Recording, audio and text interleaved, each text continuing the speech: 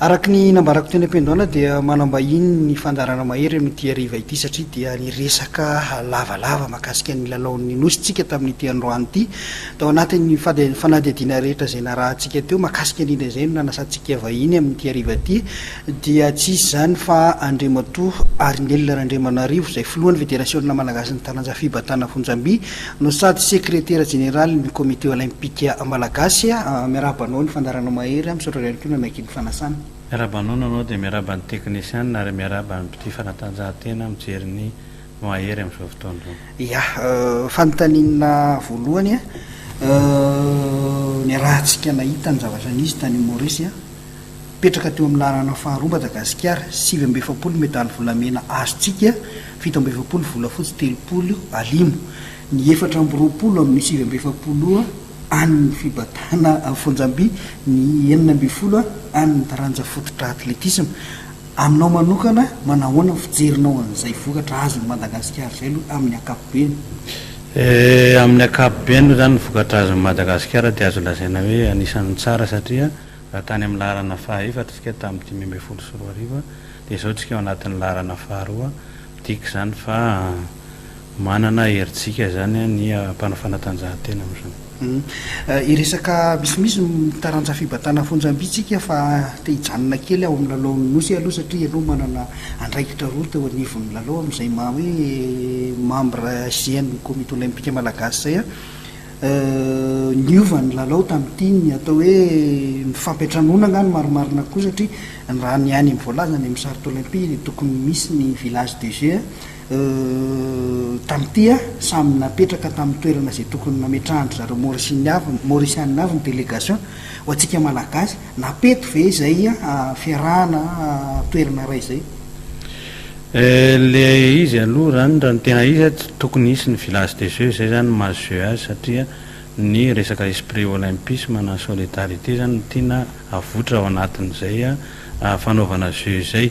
Ny problème tamin'ny tany Maorisy iny zany dia ny tsy fandraisan'ny satria candidat zany nosy Comore dia tsy afaka nandray ny lalaon'ny nosy andeha ny fahafolo izy dia voatery zany les pneus de secours izay Maorisy no niakatra izay foana le problème amin'io fifidianana candidat io. Mazava zay ny amin'iny fa fahitanao azy kosa teo amin'ny lafiny teny akianja indray satria raha nihita tany atoerana dia somary betsabetsaka ihany paikady madinidinika napetraka ny maorisiana indrindra natao hoe fandemena ara-tsaina angamba raha zay ny marimarina kokoa nefa ny atao hoe azo lazaina nanosika ny malagasy ihany ve zay zavatra nataon'ny maorisiana zay sy hoe tokony ho atao ve zay ao anatina lalao ohatran'ireny? Raha za zany mijery manokana hoe tsika malagasy dia anisan'ny mahay mandray vahiny ary anisan'ny tena hoe mahay miorganiser zavatra rehefa misy ny jeu ohatran'ireny. Fa tany Maorisy iny no dia marihako fa tena anisan'ny hoe lalao anosy anisan'ny ratsy indrindra satria reny natao hoe mal organiser sady anisan'ny hoe tsy misy resaka sport tsony fa lasa resaka politika diso tafahoatra sy fitiavan-tena zany no nataon'ireo maorisiana nanomboka tany amin'ny fandraisana ny atleta teny amin'ny aéroport zany ka hatrany amin'ny hôtely na ny resaka transport na ny organisation ana protocolaire na ny ataoko hoe ny fijerena amin'ireo spectateur zany na ny bière billet 10 isaky ny pays nomeny dia lazay mifalany fa efa natao vente en ligne zay le hoe nefa tsy nahakivy malagasy zany satria io zany le hoe velorany fahatelo ambin'ny folo nataon'ny filoham-pirenena izay isorana azy moa zany nanome toky sy nanome velorano an'ireo mpanao fanatanjahantena sy ny firenena malagasy hoe hijery manokana ny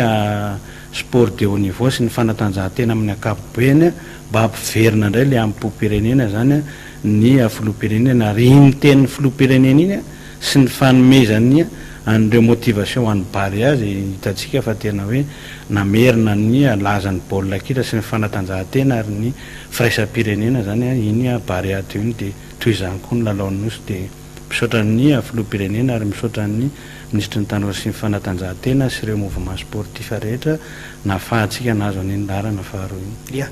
miditra eo amin'le taranja izay sahaninao kosa indray eto ny fanontaniako manaraka amin'ilay taranja fibatana Fonjamby 420 medaly volamena 720 volafotsy 4 limo.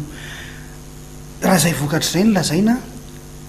ireo ankizy ireo ve zany ny ao anatin'ny fibatana fonjam-bia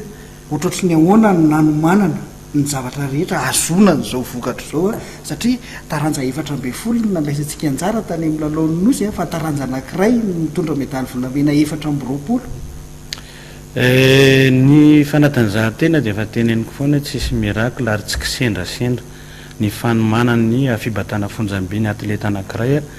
dia ao anatin'ny 10 taona 12 taona 15 taona farafakely zany hoe formation continue zany na dia tsy manana moyen betsaka ary tsika malagasy dia tsy mitsahatra ny manomana foana ny haltérophilie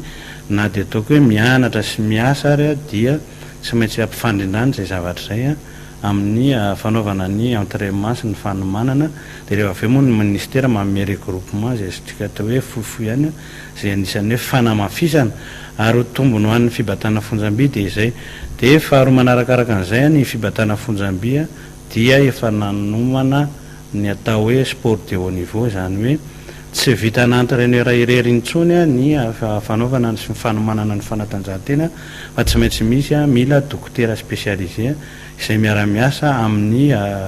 entraîneur sy ireo administrateur rehetrarehetra miara-miasa ao amin'ny fédération zany dia izay zany no tombony ho an'ny fibatana fonjam-by fa tsika tsy misy an'le hoe lasa miparitaka indray le atleta rehefa avy eo fa efa misy tompona andraikitra na any amin'ny région tsirairay avy ity taranjy ity andriambatofoloha atao hoe manarakaraka ny baolina kitra zany sy nitsiboka nety be dia isany tafiditra ao anatin'ny alalany zao tontolo zao any Madagasikara ihany koa satria raha eo amin'ny sehatra afrikana na aty amin'ny faritry ny ranomasimbe ihany na efa diso mahafantatra an'izany ny rehetra raha mijery any efa ny eto Madagasikara ny hitako somary ohatrany sahirakira zany raha hitady club anankiray zao hoe club anampanao haltérophilie jerena ohatrany tsy dia hita taratra loatra zay hoe aiza misy club aiza raha zany ohatrany ahoana ny veloman'ny fédération zany ahafahana mahazo atleta satria raha mifijery azy dia ohatrany miasa rery ve ny fédération sa ohatrotry ny ahoana ny ahafahana mikolokolo satria nareo manko ohatrany somary ohatrany miasa manginginy zay ihany ao anatin'ny taranjy ity fa rehefa hita mivokatra fo ka zay le miasa mangina zany miasa milaminy satria tsy natao li zany resaka fitiavana ny tena anesika an'ireo atleta ireo resaka club andraitsika maromaro ny club etantananarivo fa ny